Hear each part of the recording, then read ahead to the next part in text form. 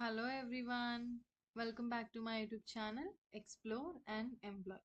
ఈరోజు job notification వచ్చేసరికి Cognizant నుంచి. కాగ్నిజెంట్ వాళ్ళు 2025 పాస్ అవుట్ గ్రాడ్యుయేట్స్ని రిక్రూట్ చేసుకుంటున్నారు ఫ్రెషర్గా.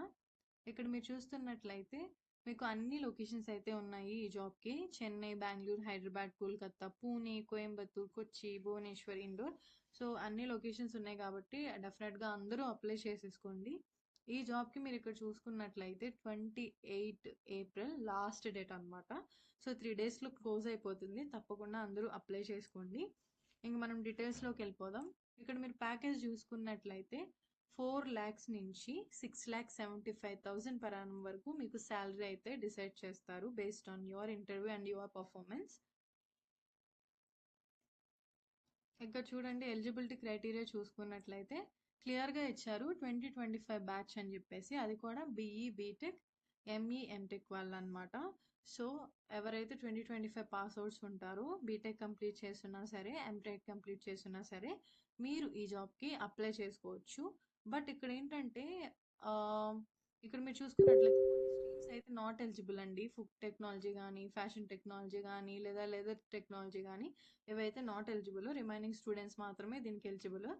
అండ్ ఇంకోటి ఏంటంటే మీకు 10th ఇంటర్లో అలాగే డిగ్రీలో, పీజీలో మీరు 60% అయితే తెచ్చుకొని ఉండాలండి డెఫినెట్గా. సో 60% అయితేనే మీరు ఈ జాబ్కి ఎలిజిబుల్ ఉంటారు.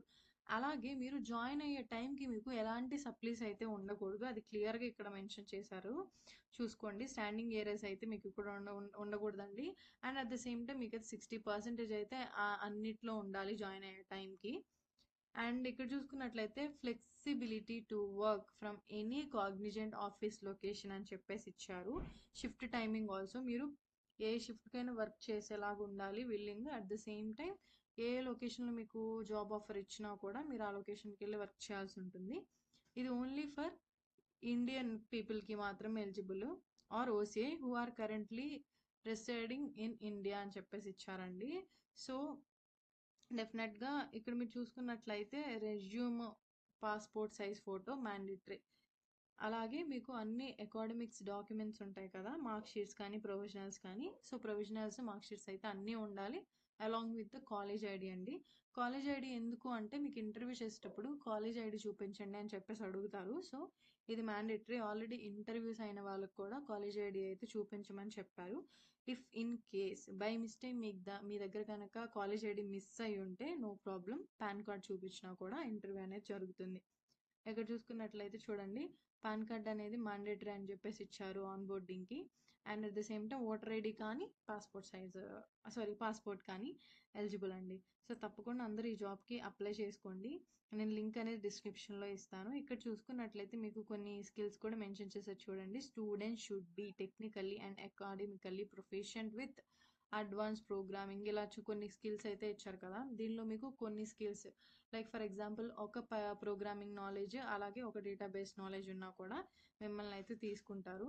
వీటిలో మీకు ఆల్రెడీ చాలా వరకు తెలుసున్నా కూడా స్కిల్స్ మీకు అది చాలా బెనిఫిట్ అవుతుంది. బట్ ఎనీవే మీకైతే ఫ్రెషర్స్గా రిక్రూట్ చేసుకుంటారు కాబట్టి తప్పకుండా ట్రైనింగ్ ఉంటుంది, మీరేం వరీ అవ్వాల్సిన అవసరం లేదు. ఇక్కడ నోట్ చూడండి, all short listed candidates will be notified on the hiring category for interview అని చెప్పేసి ఇచ్చారు.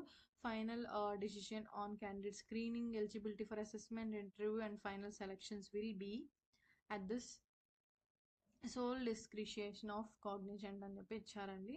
సో మీరు గనక ఎలిజిబుల్ అన్నట్లయితే వాళ్ళు మిమ్మల్ని పింక్ చేస్తారు. మీరు అప్లికేషన్ ఫిల్ చేసిన తర్వాత డెఫినెట్గా అందరికీ ఎగ్జామ్ వస్తుంది. 60% ఉంటే చాలు.